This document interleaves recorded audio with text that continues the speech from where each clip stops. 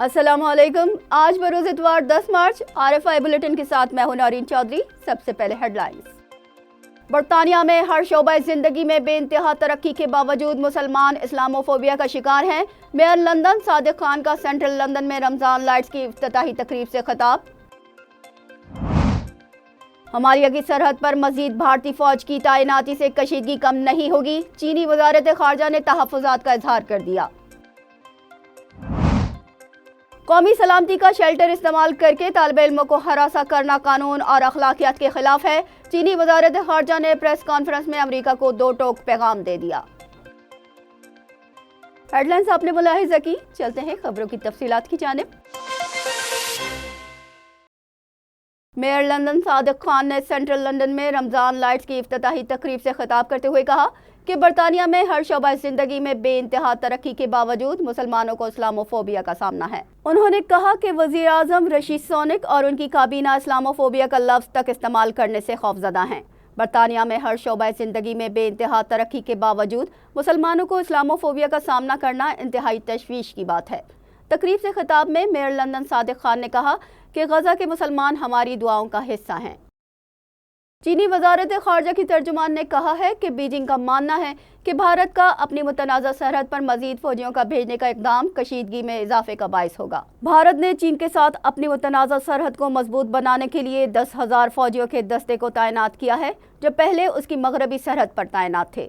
दोनों मुमालिक ने इससे कबल फ़ौजी और सिफारती ज़राए से बातचीत को बरकरार रखने पर इत्तफ़ाक़ किया। हाल ही में चीन भारत सरहद के मगरबी हिस्से में सरहदी मसाइल के हल के लिए एक मीटिंग भी हुई। नई दिल्ली ने हमालिया से मुत्तसिल उत्तराखंड और हिमाचल प्रदेश में चीन के साथ अपनी 532 किलोमीटर तवील सरहद की हिफाजत के लिए अपनी मगरबी सरहद पर 10,000 फौजी तैनात किए हैं। चीनी वज़ारत ख़ारजा की तर्जुमान माओनिंग ने कहा कि चीन सरहदी इलाकों के अमन और इस्तेहकाम के तहफ़्फ़ुज़ के लिए भारत के साथ मिलकर काम करने के लिए पुरअज़्म है। हम समझते हैं कि भारत का तर्ज़ अमल अमन के तहफ़्फ़ुज़ और कशीदगी को कम करने के लिए साज़गार नहीं है। चीनी वज़ारत ख़ारजा का कहना है कि अमेरिका नाम नेहाद कौमी सलामती की आड़ में चीनी तालिब इल्मों को हरासा कर रहा है। चीनी वज़ारत ख़ारजा की तर्जुमान माओनिंग ने प्रेस कॉन्फ्रेंस में कहा कि हाल ही में सैन फ्रांसिस्को इंटरनेशनल एयरपोर्ट से एक चीनी तालिब इल्म को अमेरिका में दाखिले पर अमरीकी सरहदी कानून नाफिज करने वाले हुक्काम ने पूछगछ के नाम पर 20 घंटे से ज़्यादा अरसे तक हिरासत में रखा और बिलाखिर वीज़ा मनसूख करके वतन वापस भेज दिया। अमेरिका के इस अमल ने चीन और अमेरिका के दरमियान मामूल के अफरादी तबादलों में संगीन मुदाखलत की है, जिसका असर चीनी और अमरीकी सरबराहान मुमलिकत के इत्तफाक़ राय से किए गए इक़दाम पर होगा। चीन ने अमेरिका की इस हिकमत अमली पर शदीद बरहमी का इजहार किया है।